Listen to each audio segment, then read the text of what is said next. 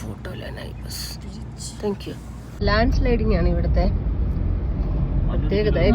എപ്പോഴും ലാൻഡ് സ്ലൈഡിങ്ങും പിന്നെ rock shooting അങ്ങനെയൊക്കെ എപ്പോഴും ഉണ്ടാവും. ഈ റോഡുകളെ ഒന്നും വിശ്വസിക്കാൻ പറ്റത്തില്ല എന്നുള്ളതാണ് ഒരു പ്രത്യേകത. അത് എപ്പോൾ വേണമെങ്കിലും നമ്മൾ നേരെ പോയിക്കൊണ്ടിരിക്കുന്ന റോഡിന് ഇങ്ങനെ മണ്ണ് വീണ് അല്ലെങ്കിൽ പാറ ഇടിഞ്ഞും മല ഇടിഞ്ഞു വീണിട്ട് ബ്ലോക്ക് വരാം. അപ്പൊ ഇവിടെ എന്താ ചെയ്യണമെന്ന് വെച്ചാല് മിനിറ്റ് ബൈ മിനിറ്റ് ആയിട്ട് എല്ലായിടത്തും പട്ടാളമാണ് റോഡിനെ ക്ലിയർ ചെയ്യണതും റോഡ് ശരിയാക്കുന്നതും.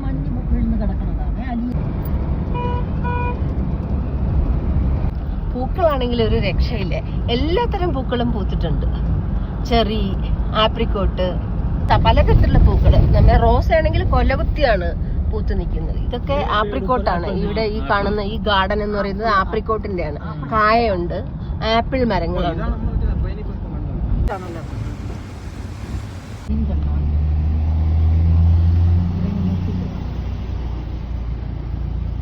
റോഡ് ഇങ്ങനെ ചെത്തിയാണ് എടുത്തിരിക്കുന്നത്. അതിന്റെ അകത്തുകൂടിയാ, പാറയുടെ അകത്തുകൂടിയാണ് വണ്ടി പോകുന്നത്. ശരിക്കും ഒരു ഡ്രോൺ ഷൂട്ട് പോലെയാണ് നമ്മൾ ചെയ്യുന്നതെങ്കിൽ ഇതിനിവിടെ വഴി ഉണ്ടെന്ന് പോലും തോന്നത്തില്ല. അത്തരത്തിലാണ് ഇവിടുത്തെ റോഡുകൾ. എപ്പോൾ വേണോ ഒരു റോഡ് ബ്ലോക്ക് അല്ലെങ്കിൽ ഒരു അപകടം പ്രതീക്ഷിച്ചുകൊണ്ട് തന്നെ ആയിരിക്കണം ഓരോ സഞ്ചാരിയും അല്ലെങ്കിൽ ഓരോ ഡ്രൈവറും വാഹനം ഓടിച്ചുകൊണ്ട് മുന്നേക്ക് പോകുന്നത്. ഇതെല്ലാം വാൾനട്ട്സ് മരങ്ങളാണ് ഇവിടെ കാണുന്നത്. ആപ്രിക്കോട്ട്, വാൾനട്ട്, ചെറി, ധാരാളം ഫലവൃക്ഷങ്ങളുള്ള മരങ്ങളാണ്. എല്ലാത്തിലും ഈ ചെറിയുടെ കാലമാണ്. എല്ലാ കടകളിലും ചുവന്ന നല്ല മധുരമുള്ള ചെറി വിൽക്കാൻ വെച്ചിട്ടുണ്ട്. 100 രൂപ, 130 രൂപ എന്ന കണക്കിന് ഒരു ബോക്സ് വാങ്ങാൻ കിട്ടും.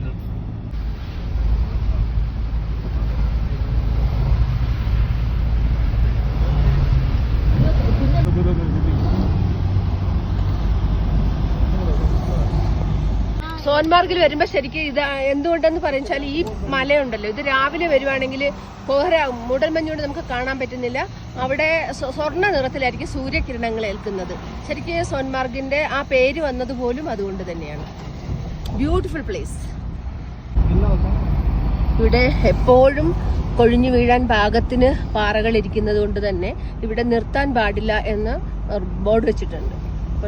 ഡോൺ സ്റ്റോപ്പ് എന്ന് പറഞ്ഞിരിക്കുകയാണ്. ഇതുപോലെ കെട്ടിവെക്കുന്നു. പക്ഷെ അപ്പോഴേക്കും അതും ചേർത്ത് ഇടിഞ്ഞു വീണിരിക്കുന്നതൊക്കെ ഓരോ സ്ഥലത്ത് നമുക്ക് കാണാൻ പറ്റും. അത് പൊട്ടി വീഴാതിരിക്കാൻ ഇതാ നെറ്റൊക്കെ വെച്ചിട്ടൊക്കെ ചെയ്തിട്ടുണ്ട്. കാരണം അത്രയ്ക്കും ദുർബലമായതുപോലെയാണ് ആ പാറയും മണ്ണും ചേർന്നാണ്. ഇപ്പോൾ വെള്ളം വരുമ്പോഴോ അല്ലെങ്കിൽ ഭൂമിയെ ഒന്ന് ചെറുതായിട്ട് കുലുങ്ങുമ്പോഴോ എന്തെങ്കിലും വ്യത്യാസങ്ങൾ വരുമ്പോഴോ ഒക്കെ ഇവിടെ നിന്ന് പാറ പൊട്ടലും ഉരുൾപൊട്ടലും ഉണ്ടാകും.